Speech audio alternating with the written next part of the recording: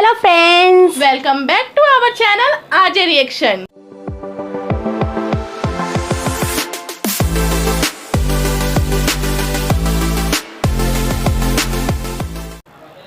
मैं हूँ रेनू और मैं हूँ आपके साथ ज्योति। तो कैसे आप सब, उम्मीद है अच्छे होंगे और मजे में होंगे। हम आप सबके लिए केसारी लाल यादव का सॉन्ग लेके आए हैं और इस सॉन्ग का नाम है दैया में पेन बा। और ये वीडियो हम आदिशक्ति फिल्म से लेके आए हैं। इस चैनल को भी आप जरूर सब्सक्राइब कीजिए, डैन वीडियोस को भी जरूर लाइक कीजिए। देन आई थिंक सो कि विदाउट टाइम वेस्ट के हम वीडियो देख लेते हैं, बाकी की बातें बाद में करते हैं।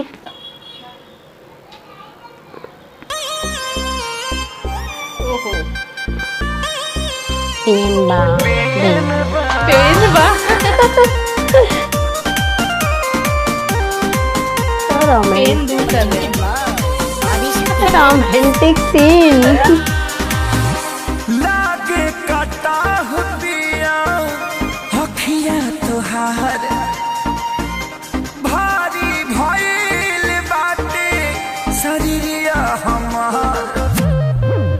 लागे काटा हुदिया हखिया तोहार भारी भइल बाटे शरीरिया हमार।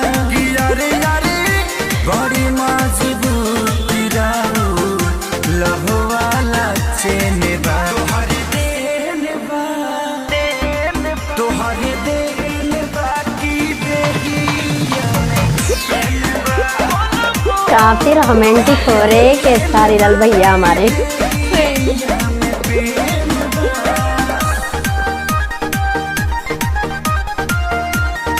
ओ लुक देखूंगा। टपोरी लुक। मैंने कभी टपोरी वैसे अच्छा है, नाइस स्टाइल।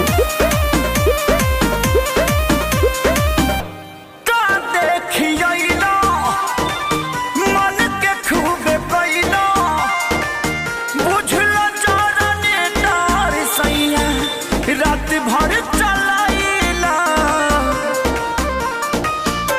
कि उठेला परदिया होई कमरिया टूटेला हिले बका पराला लागे दमा खूटेला।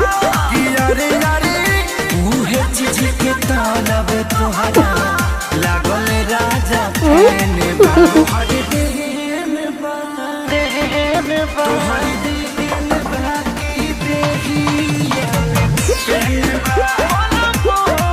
तोहरे देन बा की बेगिया में पेन बा।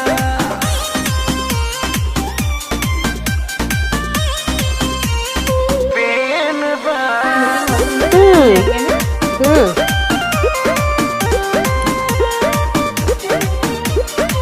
मलन झंडू बमावा हो रही के घमावा डेट फेल दवाई दिहलस बैदा बेसरा मावा। कि उठेला लोहरिया हो सयाने आगे हो कि लालू नहीं चढ़ब पलंग पवन संगे हो। कि यारे यारे उड़ेला खेसारी तोहार देहिए पले में बा। तोहारे देन बा, तोहारे देन बा कि देहिया में पेन बा। तोहारे देन बा कि देहिए में पेन बा। वाओ। सुपर्ब। तो कैसी लगी आप लोगों को सॉन्ग? काफी रोमांटिक थी, सच में बहुत ज्यादा हम enjoy कर रहे थे। जिस तरह से दिख रहा था। सॉन्ग का लाइन था ना, तोहरा देन बाकी देहिया में पेन बा।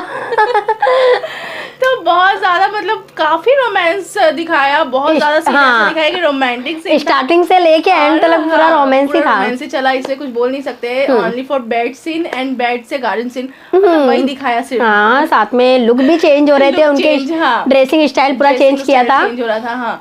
हाँ, एक बार टपोरी लुक में आए, फिर दोबारा जो लहंगे में आई वो, तो फिर भी वो टपोरी लुक में ही थे। हाँ, वैसे लुक में थे। और उनका जो नीचे का जो ऐसे वो लुंगी बोलते करते हैं, हाँ, लुंगी। वो मद्रासी लोग यूं स्टाइल ज्यादा करते हैं, जैसे ऊपर का टी शर्ट और मद्रासी शर्ट। लोग करते हैं, बट बिहारी लोग भी करते हैं। हाँ, बिहारी लोग भी तो करते ये हैं। हमारे हाँ, बिहारी स्टाइल था, हमारे खेसारी भैया का हाँ, बिहारी स्टाइल बहुत ही अच्छा लुक लग रहा था। सच में। तो मजा आ गया, और जो म्यूजिक था हाँ। जिस तरह से, और जिस तरह से वो मतलब एक्चुअली ये सॉन्ग ना सारे ऑफ कोर्स रोमांटिक था, तो बेड का ही सीन दिखाना था ऑफ कोर्स। ऑफ कोर्स अच्छा लग रहा था बहुत ही हमें। का सीन दिखाया, खैर हम सॉन्ग बहुत इंजॉय कर रहे बहुत थे। ज्यादा एंजॉय किए, आप देख सकते रहोगे।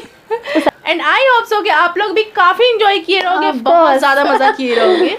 तो आप लोगों को हमारी ये वीडियो अच्छी लगी हो तो प्लीज लाइक कीजिए, सब्सक्राइब कीजिए, देन बहुत सारे कमेंट्स कीजिए। और आप हमारे चैनल पे नए हो या अभी तक सब्सक्राइब नहीं किए हो तो अब भी सब्सक्राइब कीजिए, और बेल आइकन को दबाना बिल्कुल भी मत भूलिए, जिससे कि हमारी वीडियो की नोटिफिकेशन सबसे पहले आप तक पहुंचेगी और कोई वीडियो भी मिस नहीं होगी। और अभी तक आप हमें इंस्टाग्राम पे फॉलो नहीं किए हो तो अभी फॉलो कर लीजिए। हमारे इंस्टाग्राम आईडी की लिंक हमारे डिस्क्रिप्शन बॉक्स में है, तो फटाफट से फॉलो कीजिए खुश रहिए, इंजॉय कीजिए, और बने रहिए हमारे आज रिएक्शन के साथ। तो मिलते हैं अपने नेक्स्ट वीडियो में, तब तक के लिए बाय बाय बाय।